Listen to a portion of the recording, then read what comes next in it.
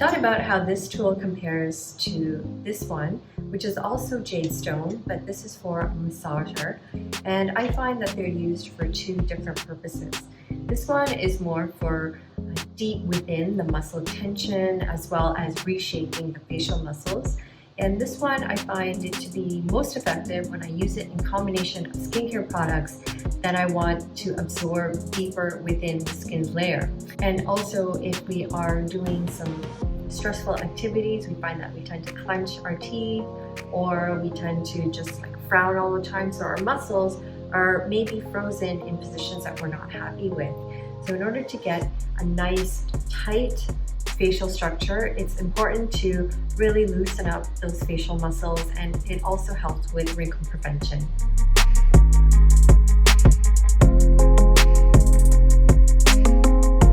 So you want to follow the contours of your face but promote that lift and upwards. And same thing on the other side. I hope you're following along here. It's always more fun when you do it together.